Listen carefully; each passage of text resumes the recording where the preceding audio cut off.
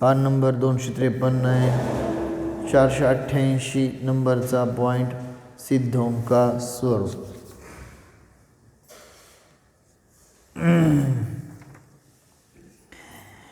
ये लोकाग्रविलम्बनस्तदिधत्तं धर्मास्तिकायं विना नो याता सहजस्थिरामललसत्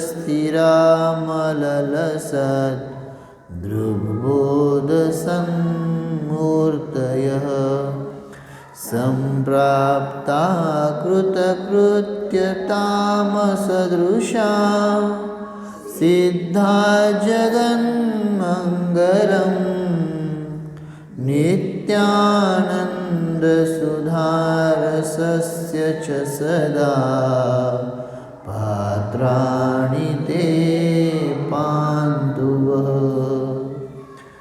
नहीं धर्मास्तिकाय है ऊपर अतः विराजे है लोकांग स्वाभाविक निश्चलति निर्मल दर्शन ज्ञान से है शोभित.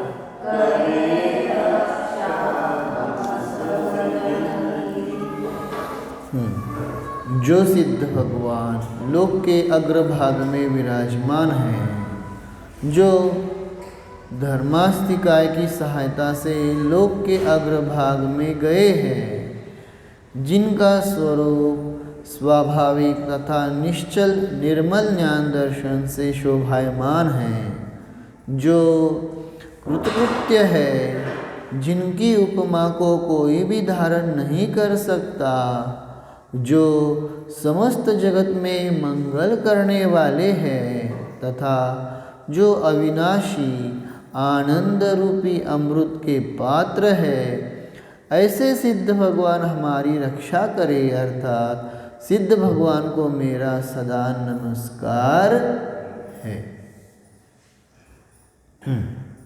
मग सांगितलं इथं काय आहे की जे सिद्ध भगवान लोकाच्या अग्रभागामध्ये स्थित आहेत. कुठे आहेत? लोकाच्या अग्रभाग. अग्रभाग म्हणजे कुठं? सिद्धशिलेच्या सुद्धा काय आहे? वर आहेत, आहे ना. वातवाल्याला टेकलेले आहेत, समजते का नाही? त्यानंतर त्याच्या पुढं काय सुद्धा लोकाकाश संपला. लोकाकाशाची बाउंड्री समजते का? लोकाकाश माहिती ना सगळ्यांना, आकार आहे ना. त्याची वरची बाउंड्री आहे ना म्हणजे वातवलय, आणि त्या वातवलया म्हणजे तनुवातवलयाला सिद्ध भगवंतांचे सगळ्या सिद्धांचे काय आहेत? मस्तक टेकलेले आहेत. मस्तक आता म्हणून शरीर नाही, मस्तक कसं म्हणताय? हां, मग सिद्धांचा आकार कसा असतो माहिती आहे ना? जे शेवटचं शरीर आहे ना, त्यापेक्षा थोडं कमी अशा आकाराचे सिद्धांचा तिथं तो आकार आहे. त्यामुळे ते मनुष्यच असणार का नाही? मुनी असणार ना. एकतर ते बसलेले असतील किंवा खड्ग असतील, म्हणजे उभारलेले असतील, परंतु सगळ्याचे मस्तक टेकलेले आहेत एकाच लाईनला. कळलं का नाही? एक अशी लाईन काढली, त्या लाईनला सगळ्यांचे मस्तक आहेत. त्यामुळं कोणाची उंची कमी असेल, कोणाची उंची जास्त आहे. कमीत कमी कोणाची किती उंची आहे? कमीत कमी विचारलंय नाही. कमीत कमी किती हात? हां, 3-3.5 हात आहे ना कमीत कमी उंची सिद्धांची. कळलं? आणि उत्कृष्ट म्हणलं तर मग आता किती? 525. 500 नका म्हणू. 525 कोणाची होती सांगा बरं? हां, 525 कोणाची होती? भाऊबहीणची. कळलं का? हा धनुष्य. 525 धनुष्य. आणि ह्यांची किती होती? भरतांची 500. कळलं का? तर मग सांगायचा अभिप्राय काय आहे की अशा प्रकारे सगळे तिथं लोकाच्या अग्रभागामध्ये कसे आहे सांगितले? विराजमान आहेत. आणि ते सगळे कसे आहे सांगितलं? एकाच लाईनमध्ये आहेत. पुढं जो धर्मास्तिक आहे की सहायता से लोक के अग्रभाग में गए हैं. कळलं ना? धर्मास्तिक आहे हे एक तर निमित्त आहे ना. वास्तविक त्यांचा स्वभाव आहे. कुठला स्वभाव सांगा बरं? मग गमन हा स्वभाव कसा असू शकतो असं मी चिंतन केलं. मग पुढं सांगतो पण तुम्हाला उत्तर सांगता सांगा. गमन हा स्वभाव कसा असू शकतो? जाणणे स्वभाव बरोबर आहे का नाही? आता इथं आपण म्हणतोय काय? गमन हा स्वभाव कसा असू शकतो?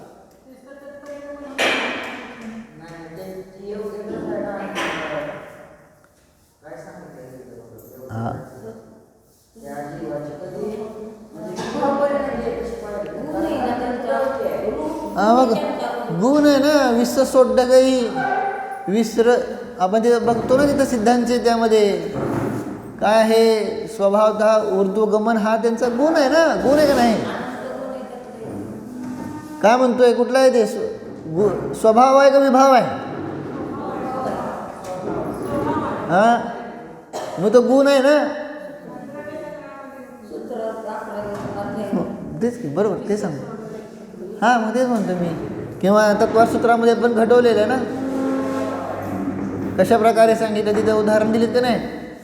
की जसं ते भोपळा आहे. भोपळ्याला काय लेप लावला आहे ना तरी ते पाण्यात राहतंय. पण लेप उतरला की वर. त्यानंतर दुसरा काय सांगितला? एरंड्याच्या बिया उडतात का नाही? मग कुठं उडतात? अग्निशिखा वगैरे हेच तत्त्वसूत्र बरोबर आहे. लक्षात येते का नाही? 10व्या अध्यायामध्ये घेतलंय का नाही? हां मग इथं ह्यातनं सांगायचा अभिप्राय की तो ऊर्ध्वगमन हा सिद्धांचा स्वभाव आहे.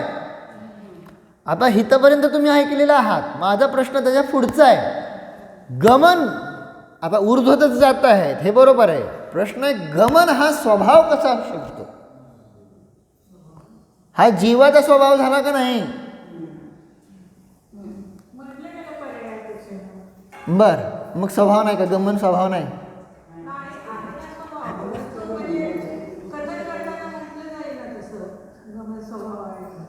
म्हणजे आहे की नाही एवढं सांगा मला. मग म्हटलं त्याला असं कसा उपचार होतं ना तो? विचार करा. उत्तर आहे. तर तुम्ही जरा बघा चिंतन करा. नाहीतर मग मी सांगितलं की लगेच नुसतं ऐकलं तर सोडून देते.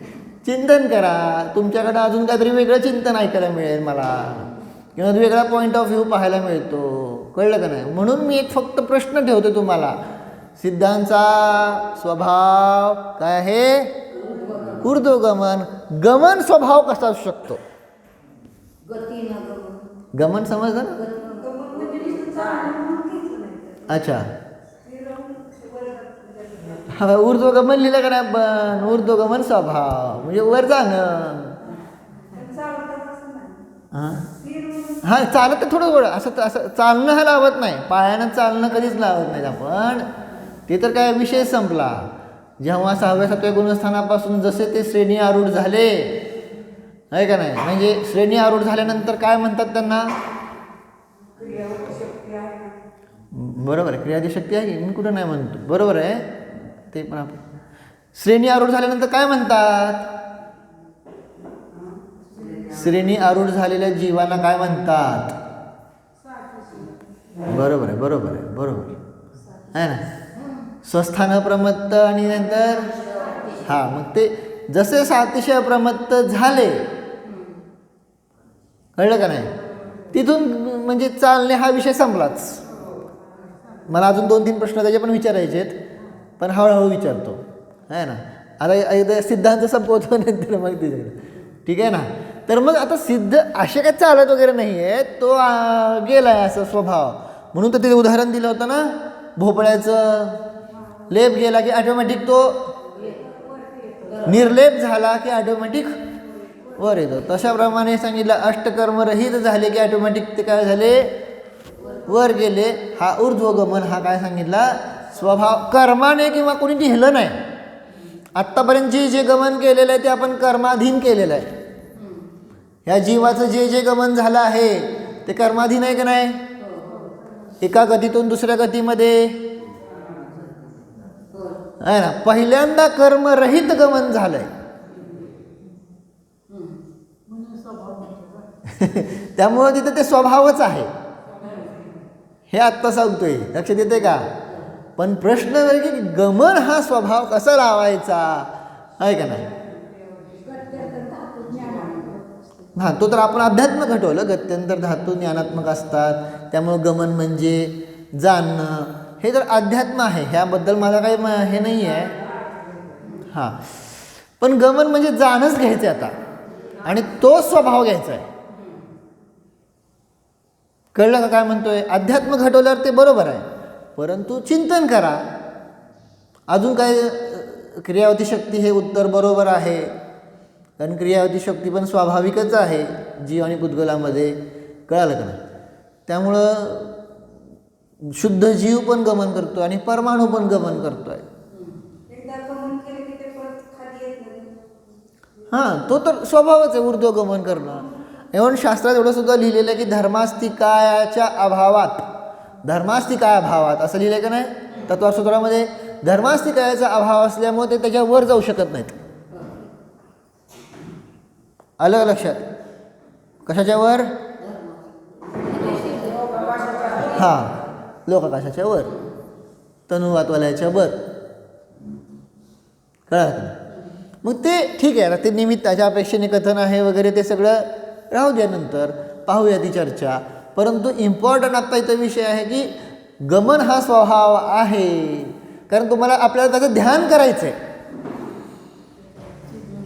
ध्यान करायचं का नाही. सिद्धांचं नुसतं नमस्कार करायचं आहे का काय. असे सिद्ध भगवान काय सदैव माझे रक्षण करो, सदैव त्यांना मी नमस्कार करतो, असं कसं. हे त्याचं ध्यान करायचं का नाही आपल्याला सिद्धांचं. पण ध्यान करायचं असेल तर म्हणून तर आपण एवढं घटवतो आहे की रोज वेगवेगळं काय करा, त्यांच्या गुणांचं काय करा, चिंतन करा, स्मरण करा. त्याशिवाय आपल्याला दर्शनामध्ये नाविन्यता येणार नाही आणि मग ते परत दर्शन काय भावपूर्वक दर्शन होणार नाही, शुष्क दर्शन होणार, जड दर्शन होणार. कळतं का नाही. नाविन्यता पाहिजे का नको. रोज 30 भाजी खाऊ घातली तर काय होतंय. काय विचारतोय. रोज 30 भाजी खाऊ घातली तर काय होतंय. हां हां, पण तीच भाजी वेगवेगळ्या प्रकारातून खाऊ घातली तर काय होतंय. आता ते कसे करायचे तुम्हाला माहिती आहे का नाही. काय विचारतोय. बरोबर का नाही. मग तसं रोज तेच तुम्ही आपलं म्हणताय, रोजच नमो हरियंतरम नमो सिद्धांना म्हणताय, रोज दर्शनम देवस्य दर्शन पापनाशनम म्हणताय, आणि त्यामुळं त्यातलं प्राण सगळे निघून गेलेत. बरोबर का नाही आहे ना. म्हणून मला माहीत नाही, पण मी तर असं प्रयोग करत असतो आणि त्यामुळं मी तर म्हणलं तुम्हाला रोज एखादं भजन म्हणतोय का नाही, किंवा जे दर्शन करता मी तर काय करतो, रोज एक गुण घेतो. भगवंतांचे गुण किती आहेत आहे का नाही, त्यातले आपल्याला मग आपण आठवा रोज वेगवेगळा गुण. मी तर असं दर्शन करतो बरं का, माझा माहिती सांगतो तुम्हाला. काय एक गुण घ्यायचा आणि त्या गुणांना पाहायचं, त्या गुणांचं चिंतन करायचं आहे ना, त्या गुणांचंच ध्यान करायचं. एवं जाप देताना सुद्धा त्या गुणांचंच जाप द्यायचा. रोज नमोकार मंत्र द्यावा असं काय थोडं, म्हणजे ते पण करा, ते वेगळा. काय म्हणलं कळलं का. बघा तुम्हाला प्रयोग कसा वाटतोय. आवडला तर सांगा मला मग आहे का नाही. जसं तुम्ही सांगता का नाही, ही अशी भाजी करा, तसं सांगितलं, हे अशी दर्शन करा. मग स्वतःला असं कधी कधी तुच्छ वाटतं. काय गुण संपतात आपल्या डोक्यातनं. रोज नवीन घ्यायचं आहे का नाही आहे का नाही. मग असं वाटतं काय काय आपलं चिंतन कमी पडतंय ना. गुण किती? अनंत. बरोबर, अनंत तर मोजू शकत नाहीत, परंतु अनेक गुण आहेत जे आपण विसरूनच गेलो. मग तुम्हाला आठवतील, अरे बापरे, हे पण गुण आहेत व्हय. हां हां हां, आहे. ऊर्ध्वगमन हा पण गुण आहे. आता त्याचं तुम्ही अजून नाही करू शकणार का, त्याचा भाव बसत उद्याच्याला मी सांगतो, पण तुम्ही चिंतन करा अजून. गमन हा स्वभाव कसा असू शकतो, आहे ना? बरोबर, ठीक आहे. तर मग असं सिद्धांचं मी तर असं करतो की एक गुण घ्यायचा भगवंतांचा आणि त्या गुणांचं काय करायचं, ते गुण पहिल्यांदा पाहायचे भगवंतांमध्ये, दर्शन करायचं, चिंतन करायचं, त्याच गुणांचं ध्यान करायचं, त्याच गुणाचे जाप द्यायचे. जमेल का नाही जमेल? अगोदर स्वतःचं स्वतः करा, नाहीतर मग आम्ही सांगतोच आज हा गुण घ्या, आज का गुण, आज का नियम असतं ना, आहे का? तसं आज का गुण, पण स्वतःचं स्वतः करा. मला काय, मी जर सांगत आलेलो आहे, तुम्ही नुसतं ऐकत आलेलं आहे, मग परत त्यामध्ये काय राहत नाही. पण हुडकून काढा की सिद्धांचे गुण किती आहेत, कुठले कुठले आहेत ते.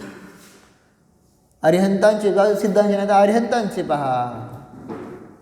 एक गुण एक जण सांगेल का? काय विचारतंय? आता इथं बसल्या इथं एक जण एक गुण सांगेल का?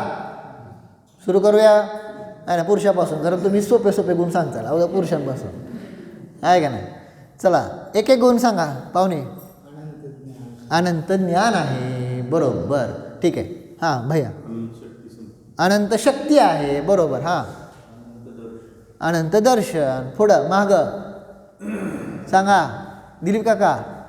अहो असे एक गुण सांगा की भगवंतांचा. मागं विजय काका, ऐकू येत नाही का? बर, ठीक आहे. अजून कोण? जंबू काका नाही? शरद काका, एक गुण सांगा म्हणतो, एक गुण. काय असं निर्गुण? ठीक आहे, चला. अस्तित्व गुण आहे, आहे का नाही? बरोबर आहे, म्हणलं ना, असं भरपूर. हां चला, वेगवेगळं. हां, वस्तुत्व. आता तुम्ही 6 सामान्य गुण घेऊ नका. बघ आता ती पुरुषाला मी काय म्हणलो नाही, आहे ना, काहीतरी जरा काढा की. हां, प्रभुत्व, बरोबर. हां, द्रव्यत्व गुण, बरोबर. हां, केवळ ज्ञान स्वभाव आहे, बरोबर. पुढं हां, गुण सांगा कुठला पण एक गुण. हां, अशरीरी आहेत, बरोबर. मला दिसलेच नाहीत हे आहेत. अगुरु लघुत्व गुण आहे. हां, आता सांगा, सासूबाई सांगा, सुनबाई सांगा आता. हां, अनंत वीर्य आहे. हां, हे चेतनची विशेष. हां, सूक्ष्मत्व गुण आहे, बरोबर. हां, आता सासूबाई. अव्यबाधत्व, अरे वा, सगळे जवळजवळचे सांगतात बरं का. हां, प्रमेयत्व गुण आहे, बरोबर आहे. हां, सुखी आहे, सुख संपन्न आहेत. पुढं शोभा मावशी. अनंत दर्शन आहे. पुढं अगुरु लघुत्व गुण आहे. हां, प्रमेयत्व गुण. हां, वितरागी आहेत, बरोबर. असं वितरागता, असं चांगलं वेगळं काढायचं पाहिजे. हां, हितोपदेशी आहेत, ठीक आहे. भगवान हितोपदेशी आहेत, योग्य आहे. हां, सर्वज्ञ आहेत, बरोबर आहे ना. मी आज त्याचं ध्यान करत होतो, सर्वज्ञ. हां, अनंत शक्तीने परिपूर्ण आहेत. पुढं निराकुल सुखी आहे. चालेल, दोन्ही गुण घेतले, ठीक आहे. हां, विराग, राग रहित आहेत. हां, समृद्ध कशाने? हां, अनंत गुणांनी समृद्ध आहेत, ठीक आहे. हां, निर्विकल्प आहेत का नाहीत सगळे गुण? बरोबर. हां, निर्दोष आहेत. अजून कोण राहिले का? नाही ना. बघा आता किती गुण निघाले तुम्हाला. झालं महिन्याभराचं काम झालं का नाही तुमचं? काय म्हणतो समजलं का? इथंच आता रेडीमेड. आता बाकीचं तुमचं तुम्ही चिंतन करा की. रोज एक गुण घ्यायचा, त्या गुणांचं काय करायचं, त्या गुणांबद्दल भगवंताबद्दल जे काही, भलेही तुमचा मे बी म्हणाला आम्हाला जास्त चिंतन सुचत नाही, काय अडचण नाही, पण ते गुणांचंच फक्त ध्यान करायचं. त्याच गुणाला धरून बसायचं. त्या गुणाबद्दल जे काही आपल्याला हे करता येईल तेवढं चिंतन करा, वाचन करा किंवा विचारा, काही करा, पण ते गुण करायचं. ते गुण भगवंतांमध्ये पाहायचा, त्या गुणांचं स्वतःमध्ये पाहायचं, ध्यान करायचं. उपयोग लागत नाही तर त्याच गुणांची 108 जाप द्यायची. कसे जाप देणार? ओम ह्रीम श्री. हे तर सोपं आहे का नाही? आहे ना. आता कुठला गुण घेतला तुम्ही? निर्विकल्प. निर्विकल्प अरिहंताय किंवा निर्विकल्प जिनेंद्राय नमः. निर्विकल्प स्वरूपाय पण म्हणू शकता, पण आता गुण त्यांचा आहे ना, आपल्याला नमः करायचा ना, म्हणून जिनेंद्राय. नाही काय जमलं तर मग सगळ्यात सोपं निर्विकल्प स्वरूपोहम. ते तर सोपंच आहे, परंतु आळस होतो म्हणून मी जाणून बुजून ते मंत्र वाढवला. आळस होतो. निर्विकल्प झालं. ते निर्विकल्पामध्ये एवढे विकल्प असतात की संपून पण जाते. म्हणून थोडासा बुद्धीला ताण देईल असा मंत्र घ्यायचा असतो. मी तर मुद्दाम घेतो म्हणजे उपयोग ऑटोमॅटिक लागतो. ओम ह्रीम श्री हे तर स्टार्ट आहे आणि एंड जिनेंद्राय नमः. बरोबर. मधला फक्त तेवढा गुण टाका तुम्ही. निर्विकल्प टाका, सर्वज्ञ टाका, वितराग टाका, कळलं का नाही? अनंत ज्ञान टाका, अनंत सुख, काय पण टाका. ठीक आहे ना. अजून वाढवायचं असेल तर मग अनंत ज्ञान युक्त किंवा अनंत सुख संपन्न जिनेंद्राय नमः. पण तो जाप्य मंत्र काय होतं ऑटोमॅटिक, जेवढा वाढवचाल ना तेवढा सगळा म्हणायचा बरं का. नाहीतर तुम्ही अगोदर म्हणचाल काय निर्विकल्प संपन्न जिनेंद्राय नमः आणि पुढं निर्विकल्प जिनेंद्राय नमः असं नाही करायचं. जो जाप्य घेतला स्टार्टला तोच एंडपर्यंत करायचा असतो. कळलं का नाही? पण तो फिक्स कठोर. आणि मग तुम्ही बघा काय होतं, आणि ते जाप करता करता सुद्धा ध्यान करा, बघा कशी फील होती ती. करचाल प्रयोग स्वतःचा स्वतः करा. मी तर करत असतो बाबा. मग उपयोग लागतो. नाहीतर मग उपयोग काय आहे, सारखं आपलं बाहेरच भटकत असतो. आहे ना. काय ते भजन, मन माझे मोहून गेले विषयात किती हे रमले, किती समजाऊ याला कसे समजाऊ, किती समजाऊ याला कसे समजाऊ. बरोबर का नाही? आणि असं घडतं, सगळ्यांचं घडतं. परंतु ही कला तुम्हाला सोपी सांगितली. सोपी कला आहे का नाही? काय करायचं? ओम ह्रीम श्री आणि शेवटी जिनेंद्राय नमः. मधलं तुम्ही भरा. खूप जेव्हा वेळ असेल तेव्हा थोडं असं मोठा, अजून मोठा करायचा. कसा मोठा मंत्र होऊ शकतो? अनंत ज्ञान, अनंत दर्शन, अनंत सुख, अनंत शक्ती स्वरूप जिनेंद्राय नमः. किती मोठा झाला. आता बघा उपयोग कसा लागतो. खूप वेळा समजा लक्षात राहत नाही असंही होऊ शकत असेल तर तो जाप्य मंत्र लिहून काढा आणि समोर ठेवा. काय म्हणतोय कळलं का नाही? समजा असं होऊ शकतं वयाच्या मानाने विस्मरण होऊ शकतं वगैरे, आहे ना.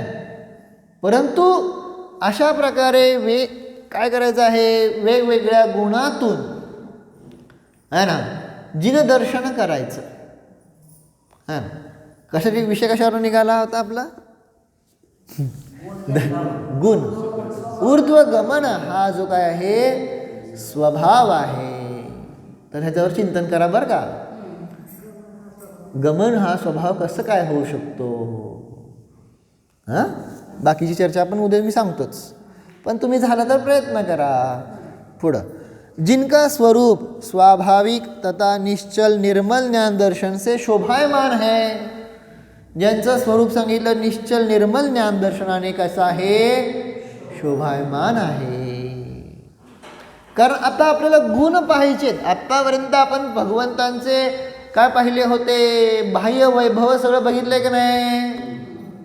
पण आता स्वाध्यायाचं फळ हे आहे की तुम्ही साक्षात भगवंतांचे डायरेक्ट गुण पाहू शकता. त्यांच्यामध्ये ज्ञान कसं आहे, दर्शन कसं आहे, त्यांचं प्रभो आपलं ज्ञान निर्मल आहे. लिहिलं का नाही, निर्मल ज्ञान दर्शन से शोभायमान आहे. बरोबर. आणि मला ते पाहायचं थोडंसं प्रयत्न केला जाऊ शकतो. हे स्वाध्यायाचं फळ असतं. नाहीतर मग काय उपयोग नाही. है ना. क्लिअरिटी येते ना स्वाध्यायामुळं आता की कसे आहेत भगवान हे आता आपल्याला समजलेत का नाही. समजले का नाही. पुढं, जो कैसे है कृतकृत्य है. हे पण चिंतन करू शकतो ना. कृतकृत्य म्हणजे काय, काही करायचं राहिलेलं. पण आता हे 9:30 वाजता बघूया.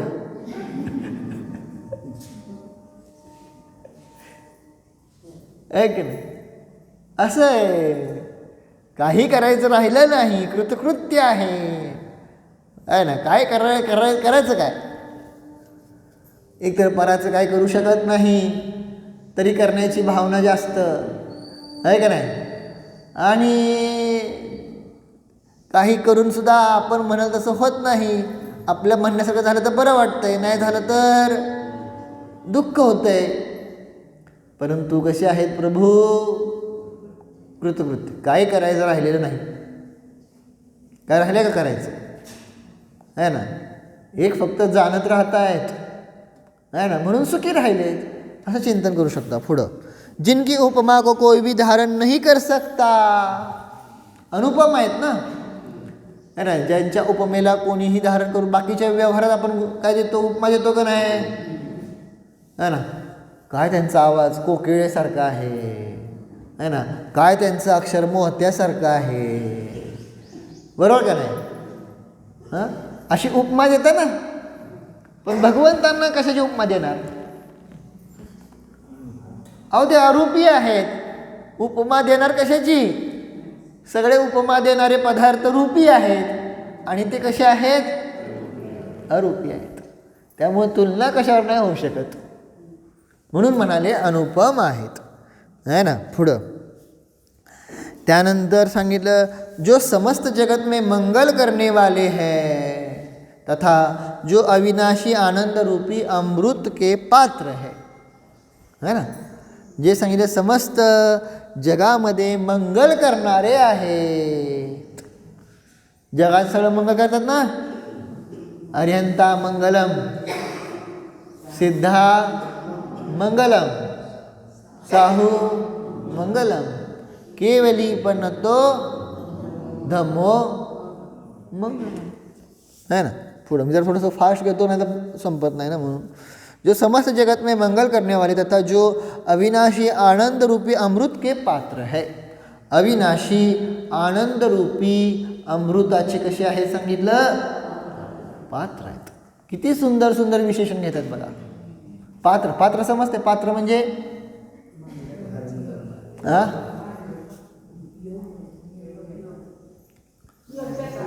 नाही नाही नाही. पात्र म्हणजे भांड. अमृत घेतलं का नाही तर अमृत कशात ठेवणार. अमृत कशात ठेवणार, भांड ठेवणार का नाही. म्हणून ते सांगितलं काय की जो अविनाशी आनंद रूपी अमृत के पात्र है ना. त्यांना भांड म्हणलंय. कशाचं भांड आहे म्हणजे पात्र आहे ते अविनाशी आनंद रूपी अमृताचे पात्र आहेत. समजलं ना. म्हणजे त्यांनी अविनाशी आनंद रूपी अमृत पिलेलं आहे, ग्रहण केलेलं आहे. कळलं का नाही. त्यांच्यामध्ये आहे ते पात्र समझते हैं ना। ऐसे सिद्ध भगवान हमारी रक्षा करे, अर्थात सिद्ध भगवान को मेरा सदा नमस्कार है. कळलं असं. तर अशा प्रकारे आपल्याला सिद्धांचं काय करायचं आहे, इथं हे कथन केलेलं आहे. अजून एक घेतो, आज रविवारच आहे ते ना, त्यामुळे एक घेतो आणि थांबूया. 489 सिद्ध भगवान 3 जगत के शिखामणी. ये जीत्वा निज कर्म कर्कश रिपुन प्राप्तः पदं शाश्वतम् येषां जन्म जरा मृत्यु प्रभृतिभिः सीमापि नोल्लङ्घ्यते.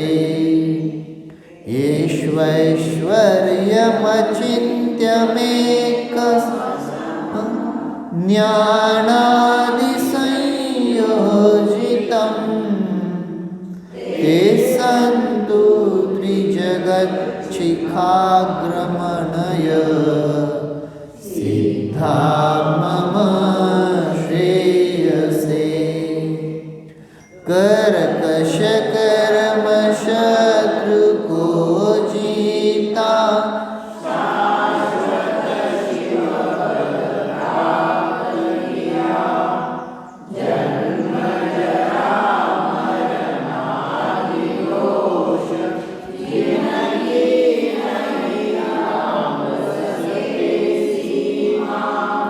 जो अनंत ज्ञानादि अचिंत्य ऐश्वर्य के स्वामी है.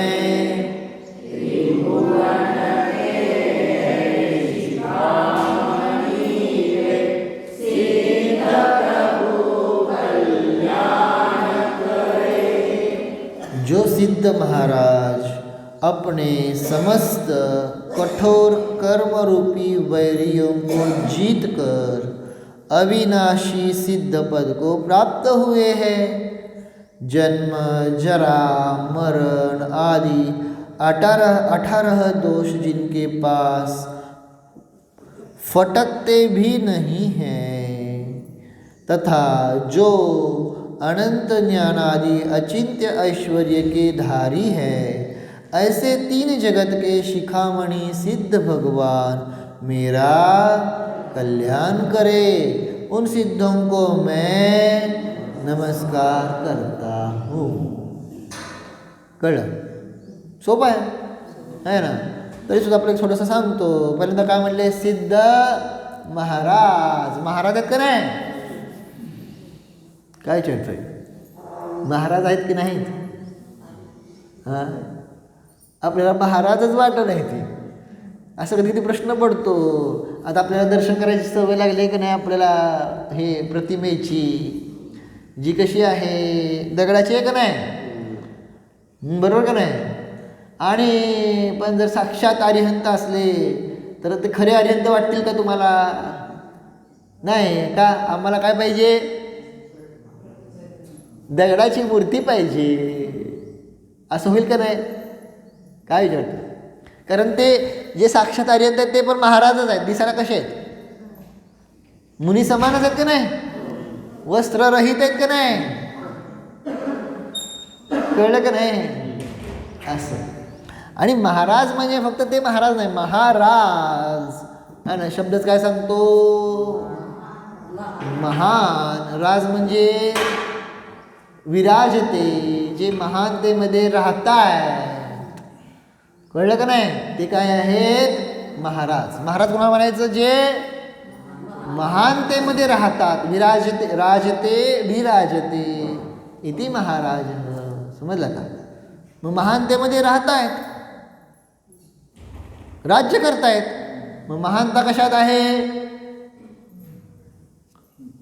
काय हो, बाहेरचे महाराज पाहिले ना सगळे. बाहेरचे म्हणजे लौकिकातले आहे ना. राजे होऊन गेले त्यांना महाराज म्हणतात ना. मग ते कुठे राहत आहेत? आपल्या आपल्या देशामध्ये. आणि त्याला ते महान समजतात. परंतु वास्तविक जे महान अशा आत्मतत्वामध्ये राहतायत ते खरे कोण झाले? महाराज झाले. मग अशा प्रकारे हे सिद्ध महाराज, कधी उपमा दिलीच नाही आपण, आता वाढ वाटायला लागलंय आहे का नाही? सिद्ध भगवान ठीक आहे, पण आता काय म्हणतात? सिद्ध महाराज आहे का नाही? कसे आहे सांगितलं? तुम्ही सगळ्या कठोर कर्मरूपी शत्रूंना जिंकून अविनाशी सिद्ध पदाला प्राप्त केलेलं आहे ना. कर्मरूपी शत्रू आहेत ना, म्हणून काय सांगितले? आपले शत्रू कोण?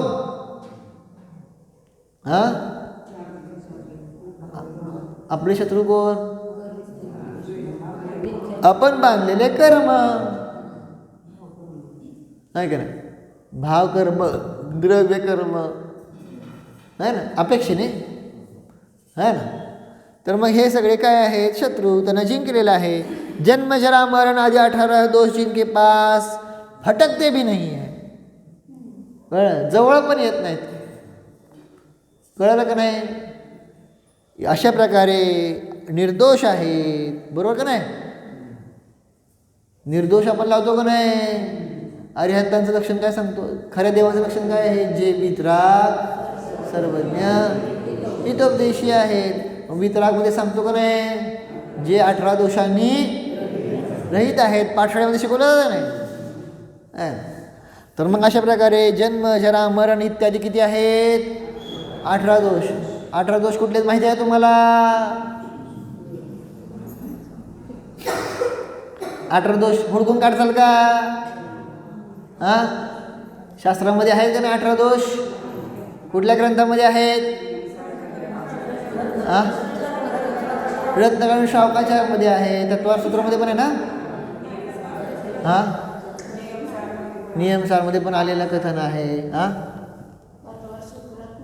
नाही आहेत. बरं, तत्वार सूत्रामध्ये नाही आहेत, बरीचशे आहेत. ठीक आहे. तर मग रत्नगण शावकाचार्यमध्ये बघून घ्या. बघून घेचाल 18 दोष कुठले ते? नुसतं बघून नाही करायचं, पाठ करा, लिहून काढा. कळलं का? आणि व्हॉट्सअपला पाठवा. कारण तुम्ही काय बघत नाही, बाकी सगळं बघताय. काल व्हॉट्सअप कुणी बघितला नाही त्यांनी हात वर करा बरं. काल व्हॉट्सअप कुणी व्हॉट्सअप तो ॲप फोन कुणी घेतला नाही, व्हॉट्सअप उघडला नाही असं विचारतोय. सगळ्यांनी व्हॉट्सअप बघितलं ना. परंतु काल आता आपले विजय काका आहेत ना, डॉक्टर विजय, त्यांनी सिद्धांचे सगळे प्रकार पाठवलेत. वाचले का? तेव्हा थोडे वाचले.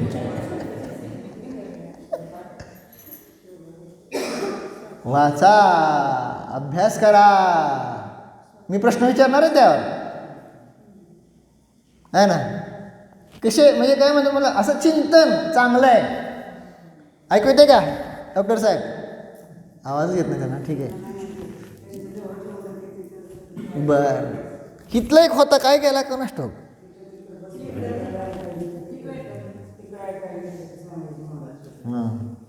म्हणजे इथं एक होता, म्हणजे इथं बसले असते ना. ठीक आहे. तर मग सांगायचा मला अभिप्राय काय आहे त्यानंतर सांगा. मी सांगितलेलं बरं का, म्हणजे चांगलं आहे. आता तरी म्हणले की रोज तुमची सिद्धांची चर्चा चालू आहे. मला म्हणले असं हे छान आहे म्हणले, पाठवा म्हणलं तुम्हीच ग्रुपमध्ये आहे ना. कळलं का नाही?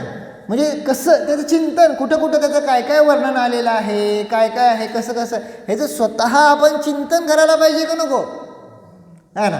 तसे तर सगळे सिद्ध सारखे, पण अपेक्षेने सिद्धांचे किती भेद केलेत आहे ना. मी नावं विचारणार आहे महिलांना, सांगतो आत्ताच एकेका सिद्धांचं. त्यामुळे वाचून या कुठले कुठले सिद्ध आहेत, कसे कसे सिद्ध आहेत, सिद्धांचे किती प्रकार केलेले आहेत. आणि आपण म्हणतो सुद्धा तवसिद्धे, नयसिद्धे, संयमसिद्धे, चरितसिद्धेय, येतो का नाही श्लोक आहे का नाही. मग ही सगळी ती चर्चा आहे. तर हे वाचा. ठीक आहे. सांगायला लागलो कशासाठी? 18 दोष आहे ना. तर 18 दोष कुठली ते पण बघून घ्या. बाकीचं उद्या चर्चा घेऊया. भो प्रभो.